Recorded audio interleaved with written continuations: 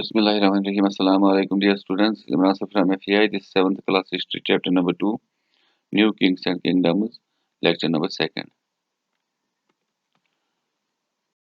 Start करते हैं आज का पहला टॉपिक है closer look the Cholas from Uraiyur to Tanjore.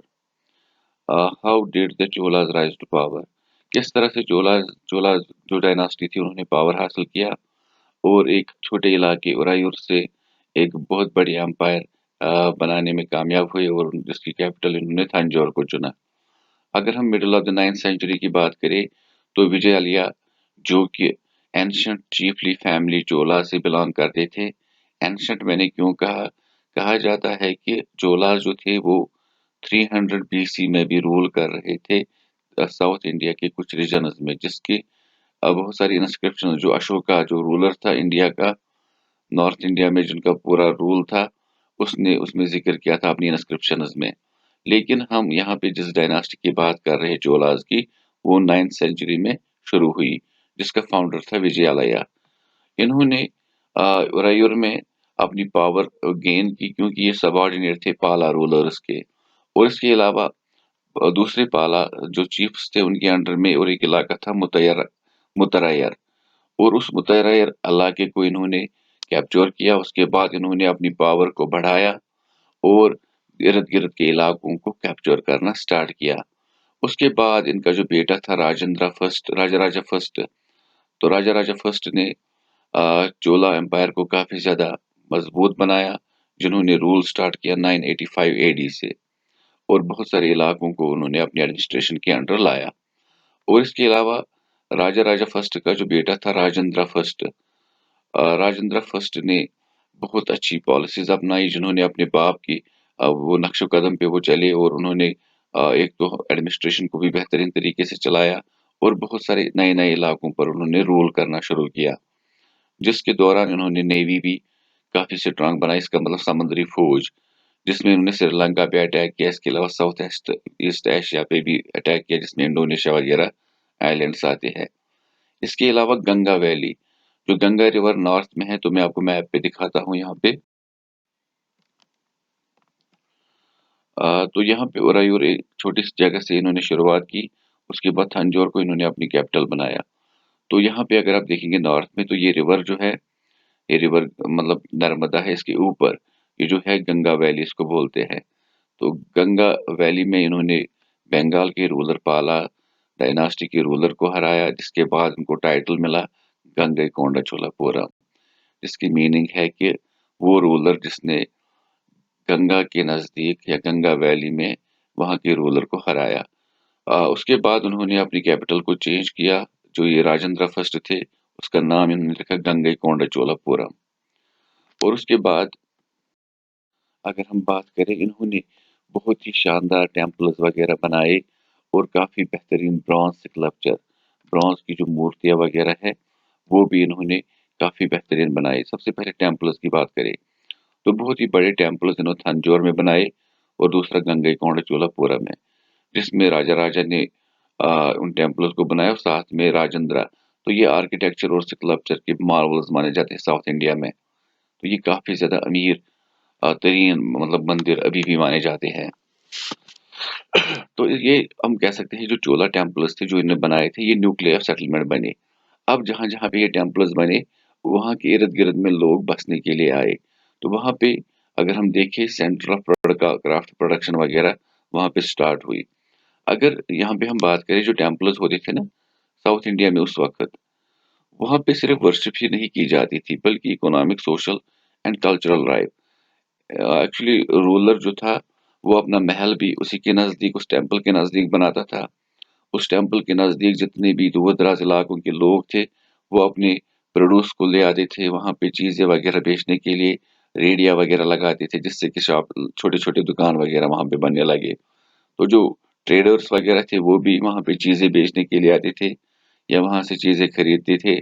इसके अलावा टेम्पल में भी बहुत सारी क्राफ्ट्स वगैरह होते थे जैसे कि ब्रॉन्ज इमेजेस वहां पे देवी देवताओं की बनाई जाती थी. इसके अलावा वहां पे जो डांसर्स वगैरह वो भी आते थे.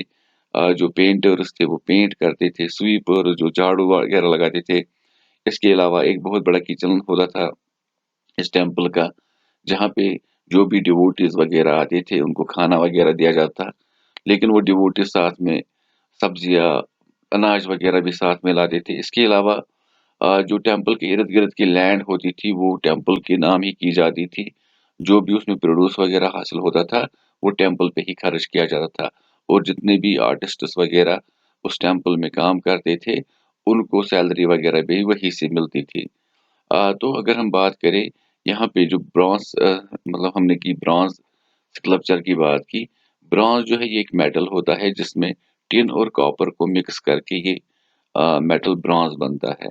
تو یہ کیا کرتے تھے، یہ موم سے مورتی بناتے تھے، موم ہوتا ہے نا جسے شمع بنتے ہیں، تو اس سے جب مورتی بناتے تھے اس کے اوپر وہ کلے مطلب ملتے تھے، کلے کا مطلب کلے مٹی، جو کمہار وغیرہ جو برتن وغیرہ بناتے ہیں مٹی کے، ویسے ہی مٹی۔ تو جب یہ اس موم کی مورتی پر کلے لگاتے تھے، اس کے بعد مورتی کمپلیٹ ہونے کے بعد یہ اس میں ایک ہول کرتے تھے، اس کے بعد اس کو گرم مطلب ہم آگ وغیرہ پہ لگایا جاتا تو یہ موم پگھل کر باہر نکل آتا تھا۔ اس کے بعد کیا بچتا تھا، وہ جو کلے کا سٹرکچر تھا وہی بچتا تھا۔ اس کا مطلب اب مورتی کے اندر جو موم تھا وہ ختم ہو گیا، وہ پگھل کر باہر آ گیا اس ہول سے۔ اب اس کے بعد یہ برانز کو گرم کر کے جب وہ لکوڈ فارم میں بنتا تھا، اس ہول کے ذریعے اس میں انسٹال کرتے تھے، اس میں ڈالتے تھے اس کلے سٹرکچر میں۔ پھر جہاں جہاں پہ وہ برانز سٹرکچر، اگر ہم سے پہلے بات کریں جہاں پہ انہوں نے موم پہلے استعمال کیا تھا، اس میں اب برانز ایک میٹل چلا گیا۔ اس کے بعد اس مورتی کو کول ڈاؤن کیا جاتا تھا، جب یہ برانز جو ایک میٹل ہے ٹھنڈا ہو جاتا تھا تو یہ مطلب مضبوط ہو جاتا، اس کے بعد اس کلے کو توڑ دیا جاتا، اس طرح سے برانز سکلپچر بنتا تھا، جو کہ بہت ہی ایک امپورٹنٹ مطلب آرٹ تھا وہاں کے آرٹسٹس کا۔ اس کے بعد یہ ٹیمپل ہے گنگئی کونڈا چولا پورم کا، جو کہ بہت ہی فیمس ہے۔ آپ یہاں پہ دیکھ سکتے ہیں کہ باہر بھی اسٹون سٹرکچر ہے، کافی زیادہ ڈیزائنز وغیرہ اس میں استعمال کیے گئے ہیں۔ تو یہ ٹیمپل لارڈ شیوا کے نام انہوں نے کیا ہے، جو کہ مین ڈیٹی یا بھگوان اس کے اندر اس کی مورتی ہے وہ لارڈ شیوا کی ہے۔ تو یہ کافی زیادہ ہم کہہ سکتے ہیں مشہور اور خوبصورت ٹیمپل انڈیا میں سے ابھی بھی مانا جاتا ہے۔ اس کے علاوہ ایگریکلچر اینڈ اریگیشن، تو ان چولاز نے صرف آرٹ اینڈ آرکیٹیکچر کو ہی ترجیح نہیں دی، بلکہ چولاز نے بہت سارے ڈیولپمنٹ ایگریکلچر کے لیے بھی کیے۔ جو ایک مین ریور تامل ناڈو میں سے بہتا ہے وہ ہے ریور کاویری، تو اس کے انہوں نے بہت سارے برانچز نکالے، اس میں سے بہت سارے چینلز وغیرہ نکالے، جس کے ذریعے یہ الگ الگ علاقوں تک پانی پہنچانے میں کامیاب ہوئے۔ اس کے بعد یہ ریور فائنلی بے آف بنگال میں جاتی ہے، اور ساتھ میں جب یہ جو ریور کاویری اور اس کے ارد گرد کی کینالز جو تھی، جب ان میں پانی اوور فلو ہو جاتا تھا، اس کی وجہ سے باڑھ آتی تھی، فلڈ آتا تھا، تو اس کی وجہ سے مطلب جو علاقے آس پاس کے تھے وہاں پہ سیڈیمنٹس وغیرہ بیٹھ جاتے تھے۔ آپ نے بھی دیکھا ہوگا جب بھی کہیں پہ فلڈ وغیرہ آتا ہے تو اس کا کلر تھوڑا سا مٹی والا ہوتا ہے، کیونکہ اس میں بہت سارے سیڈیمنٹس، کلے، سینڈ وغیرہ مکس ہوتی ہے۔ اس کے بعد جب یہ تھم جاتا ہے، پانی کا بہاؤ کم ہونے لگتا ہے، تو یہ سیڈیمنٹ زمین پر بچ جاتے ہیں، جس کی وجہ سے زمین جو ہے وہ فرٹائل بنتی ہے، طاقتور بنتی ہے۔ اور یہاں پہ تامل ناڈو میں انہوں نے اس طرح سے زمین کو زرخیز بنایا، اور وہاں پہ خاص کر رائس کلٹیویشن زیادہ ہونے لگی۔ تو اس کے علاوہ فارسٹس وغیرہ کو بھی کلیئر کیا گیا بہت سارے ریجنز میں، تاکہ ایگریکلچر کے لیے اور زیادہ لینڈ کو استعمال میں لایا جائے۔ اور اس کے علاوہ انہوں نے دیکھا کہ بہت ساری جگہ ایسی ہے جہاں پہ اریگیشن کا پانی نہیں پہنچ پاتا ہے، تو اس کے لیے انہوں نے آرٹیفیشل جو ہے پانی دینا شروع کیا، جس میں انہوں نے بہت سارے ویلز ڈگ کیے۔ اس کے علاوہ کچھ جگہوں پہ ٹینکس وغیرہ کنسٹرکٹ کیے گئے، جن ٹینکس میں بارش کا پانی جمع کیا جاتا تھا، اس کے بعد باقی دنوں میں اس پانی کا استعمال ہوتا تھا۔ تو اس کی وجہ سے انہوں نے کافی زیادہ لوگوں میں بھی عزت حاصل کی، اور دوسرا یہ جو چولا امپائر تھی، اس میں ہم کہہ سکتے ہیں کہ بہت ساری جو ایکٹیویٹیز ہوتی تھی اس میں لوگ بھی مطلب خوشی سے پارٹیسپیٹ کرتے تھے۔ اس کے علاوہ एडमिनिस्ट्रेशन। तो एडमिनिस्ट्रेशन भी बहुत इम्पोर्टेंट चीज़ है, क्योंकि इन चीज़ों को देखना, एग्रीकल्चर किस तरह से काम कर रहा है, रेवेन्यू किस तरह से जमा करना है, आर्मी बाकी चीज़ें तो ये किस तरह से करते थे, तो यहाँ पे हम पढ़ेंगे कि ये एडमिनिस्ट्रेशन को किस तरह से चलाते थे। जिस तरह से सुब्रेडो एग्रीकल्चर हुआ, इरिगेशन वगैरह इन्होंने उसमें दे दी, तो ये एक मतलब पर्टिकुलर विलेज को कहते थे। और उसके बाद ग्रुप ऑफ विलेजेस, एक हम कह सकते हैं एसोसिएशन बनाते थे, ऑर्गेनाइजेशन बनाते थे, जिसको बोलते थे नाडू। उस नाडू या उस काउंसिल का काम होता था कि एडमिनिस्ट्रेटिव फंक्शंस करना, जैसे कि कोई भी फैसला करना है गाँव में, जैसे कि जस्टिस वगैरह किसी को दिलानी है, इंसाफ दिलाना है, तो वो भी करते थे। और दूसरा कलेक्शन ऑफ टैक्सेस, ये टैक्सेस भी जमा करते थे। तो इसकी एग्जांपल आप ऐसे ले सकते हो, जैसे आजकल पंचायती राज होती है, जैसे पुराने ज़माने में भी नॉर्थ इंडिया में पंचायती राज होता था, वहाँ पे पंच चुने जाते थे, तो जो गाँव में कुछ प्रॉब्लम होती थी उसको सॉर्ट आउट वही करते थे। लेकिन जो रिच पीजेंट्स वेलाला कास्ट से थे, उनको सबसे ज़्यादा तरजीह दी जाती थी कि वो नाडू की सुपरविजन करे। ये जो नाडू ग्रुप ऑफ विलेजेस की जो काउंसिल होती थी, उसके सुपरवाइजर वही बने, उसी कास्ट के लोग बने, और उनको काफ़ी अच्छी पोजीशंस भी हासिल होती थी।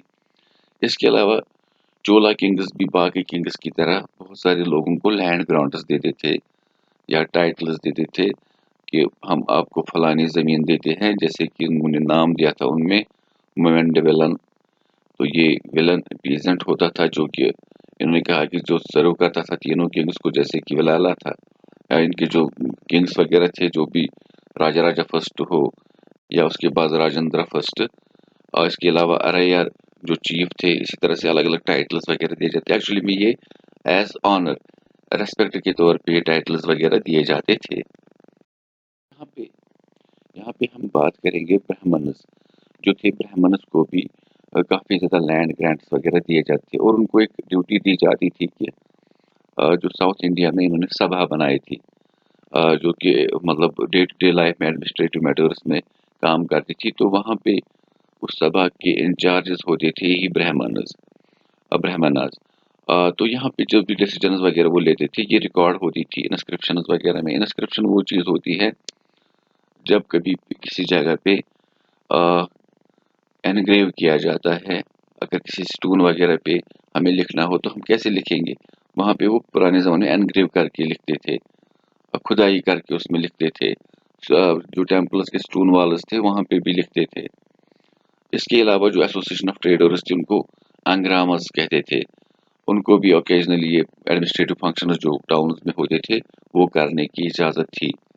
अब हम अगर यहाँ पे बात करें सभा जो होती थी, उसके लिए जो कमेटी बनती थी, उसके जो मेंबर्स होते थे, उनको किस तरह से चुना जाता था। सबसे पहले जो सभा के लिए जो एलिजिबल मेंबर्स होते थे, उनका नाम पाम लीव्स पे लिखा जाता था। उसके बाद एक मिट्टी के बड़े बर्तन में उन पाम लीव्स को डाला जाता था।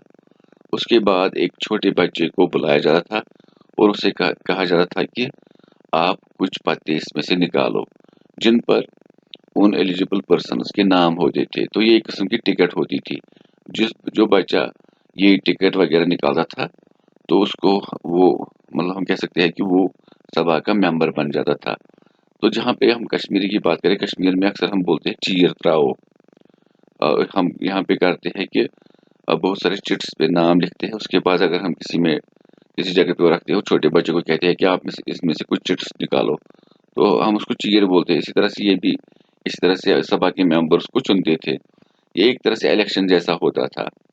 अब यहाँ पे फाइनली हम देखेंगे, यहाँ पे इस चैप्टर में ये जो सभा के मेंबर्स होते थे, इनकी एलिजिबिलिटी क्या होनी चाहिए थी ताकि ये सभा के मेंबर बने। तो यहाँ पे तो हमने देखा लास्ट में सभा के मेंबर जो एलिजिबल होते थे, उनके लिए एक किस्म से वोटिंग होती थी। लेकिन पहले देखेंगे उनकी क्वालिफिकेशन क्या होनी चाहिए थी। The working of सभा according to the Urar mirror inscription। तो एक इंस्क्रिप्शन उरर मिरर में उत्तर मिरर में मतलब पाई गई है। उसमें कहा गया है कि सभा में जो भी मेंबर्स होते थे, उनके लिए कौन सी क्वालिफिकेशन जरूरी होती थी। They should have their own homes, उनके अपने घर होने चाहिए थे। उनके पास लैंड होनी चाहिए थी जिसका वो रेवेन्यू वगैरह दे सके। इसके अलावा उनकी एज 35 से लेकर 70 ईयर्स के बीच में होनी चाहिए थी। اس کے علاوہ ویداس کی نالج ہونی چاہیے، ایڈمنسٹریٹو میٹرز میں جانکاری ہونی چاہیے تھی، اور خاص کر وہ آنیسٹ ہونے چاہیے۔ اس کے علاوہ اگر کوئی ممبر کسی کمیٹی کا پچھلے 3 سالوں میں ممبر رہ چکا ہے تو اس کو یہاں پہ ایلیجبل نہیں مانا جاتا۔ اس کے علاوہ اگر کوئی انسان اپنے اکاؤنٹس اپنی ڈیٹیل وغیرہ نہیں دے پاتا تھا، تب اس کو یا اس کے رشتہ داروں کو بھی الیکشن میں حصہ لینے کی اجازت نہیں دی جاتی تھی۔ تو اس طرح سے سبھا کی ممبرس کی ایلیجبلٹی ہوتی تھی۔ تو یہاں پہ یہ چیپٹر انشاءاللہ کمپلیٹ ہوا۔ اب ہمارا یہاں پہ U1 میں پولیٹیکل سائنس کا ایک چیپٹر ہے، تو اس کے لیے ہم اگلا ویڈیو جلدی بنائیں گے۔ تب تک کے لیے اسٹے سیف، فی امان اللہ۔